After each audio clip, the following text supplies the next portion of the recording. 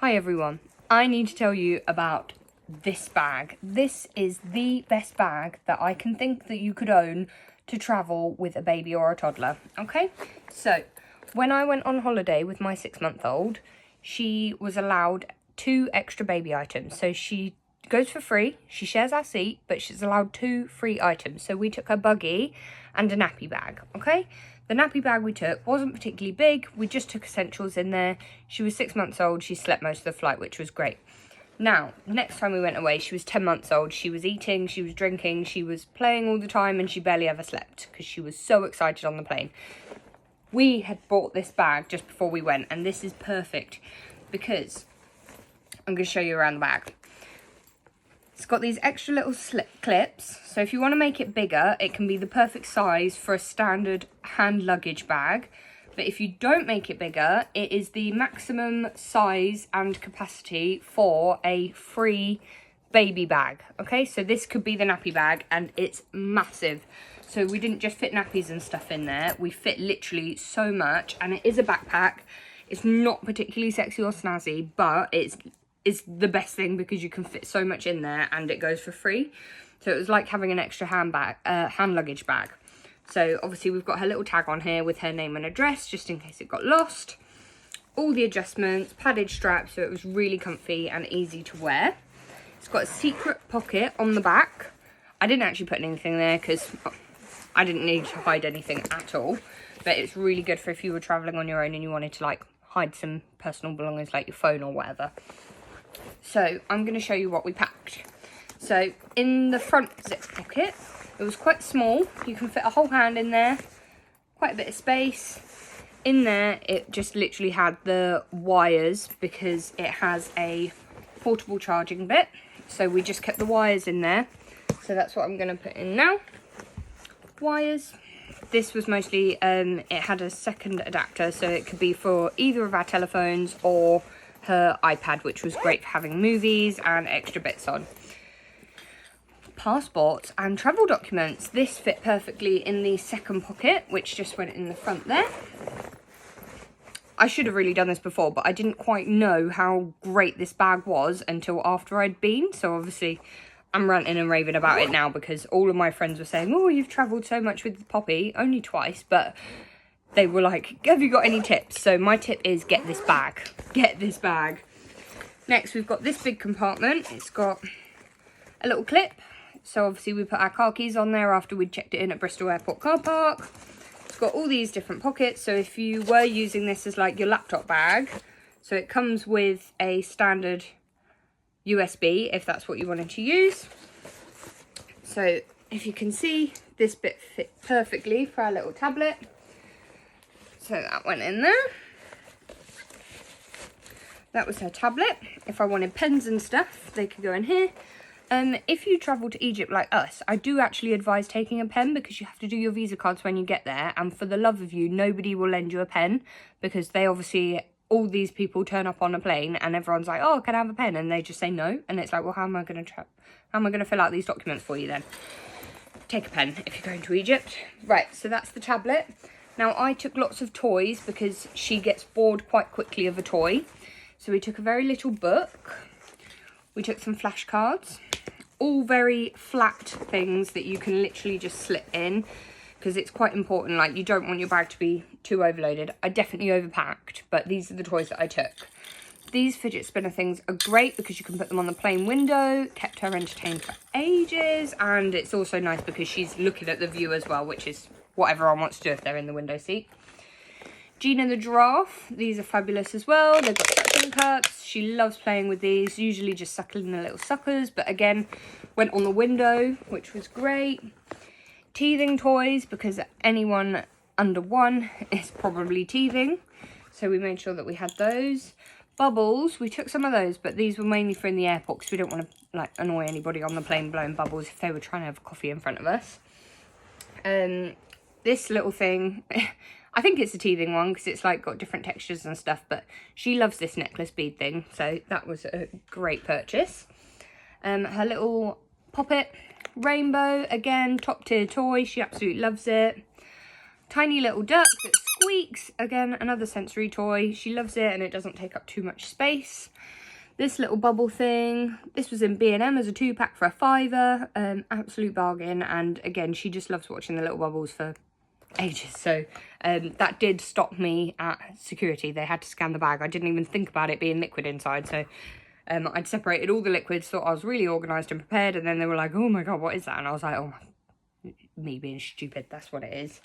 And this, again, it's quite a flat little teething toy. She loves sucking on this, spinning the ball, playing with the beads.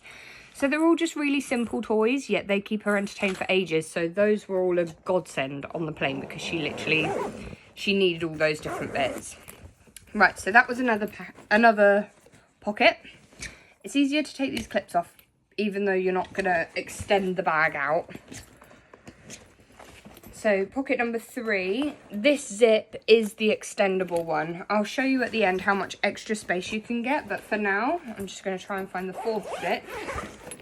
So this is to the 4th compartment, which is the back bit. Again, loads of space. It doesn't look like it because I'm not unzipping it completely, because for this one, it's got the little straps like this. So it makes it quite perfect because you can slip things down there. And it's also got the padded bit there. So if you were putting like laptops or safe things in here, then they wouldn't get harmed at all. So for this, it's going to look excessive, but I did take 10 nappies. So you're never going to need that many nappies for a 4-hour flight. But the bag was so big, and obviously we were taking nappies in our suitcase as well, just so that we've got nappies that we know she doesn't react to. Some nappies, she's always been fine, but I wouldn't want to buy nappies in a foreign country and her have a terrible rash or something and it would just put so much extra stress on the holiday. So if and when I can take all the nappies that I'm going to need for the week, I absolutely will. A portable changing mat. So if you've ever flown, you might not have noticed the baby changing seat because it's actually above the toilet.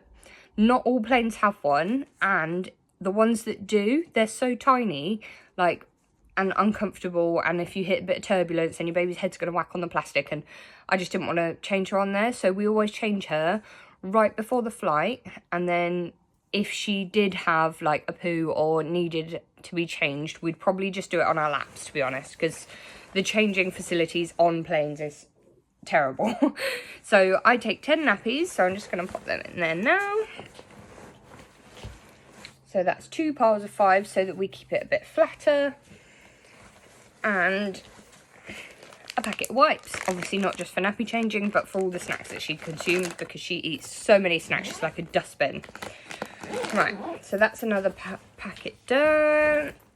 And then we've got the last but not least large section. Let me open this up for you, because this literally opens up like a suitcase. Okay, so it's got the little straps for if you're putting things in, and you can see the extra lining now, so that if you do want to fold it out, then you get an extra 2 inches.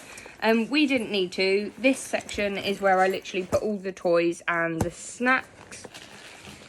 So in terms of snacks, I take a packet of crisps for her.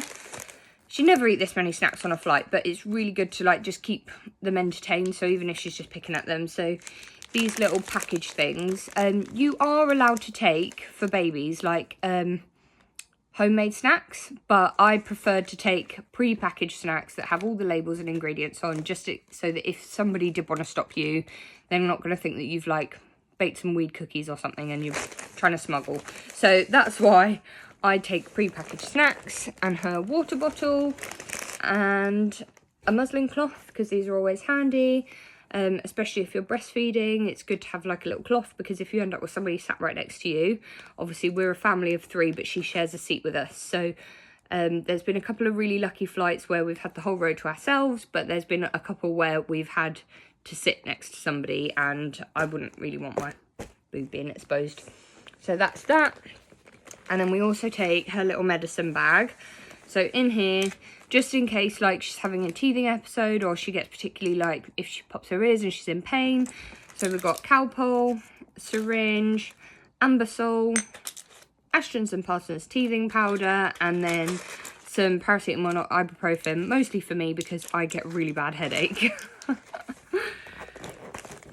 So that's her little medicine bag going in there. And then last but not least, a change of clothes. You can never know when a baby's going to need a change of clothes and a bib. And then obviously she'll be wearing extra layers. So on the actual flight out, she'll have tights.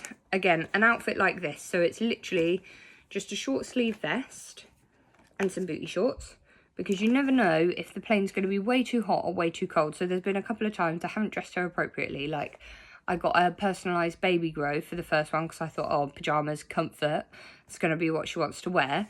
So I put her in this personalised baby grow and it was really nice, but it got so hot on the flight. We ended up having to strip her down and her change of clothes was another baby grow. So the first flight wasn't very well planned out. I just thought most people have their aircon on and it was going to be really cold, but it was so warm that she ended up in the flight in her nappy because she was too hot. So yeah, I now pack something like this so that then if she does need to strip down, she'd literally just be in this vest with short sleeves. But to go there, we normally try and travel like in the morning. So she'd be wearing something like this, but with tights and a cardigan as well. So they're easy layers to just whip off if we need to. So that is pretty much my bag. I'm just going to do it up and then I'll show you. Like that's so much stuff. And I definitely didn't need all of that stuff. If we weren't so well packed on the other side of luggage, then we wouldn't need to take so much in this bag. But yeah, I could overpack this bag because everything else was already packed. So this was literally just for her. It looks very full. But again, if I wanted to, I could just open up this bit, which I will show you now. So it's just another zip. And as you can see, the fabric matches, so it doesn't look too hideous, but look at all that extra growth. Look at all that extra room. So it's really great. So if you don't have that unzipped, it is the perfect dimensions for, I'd say, all airlines to be a nappy bag, which goes for free.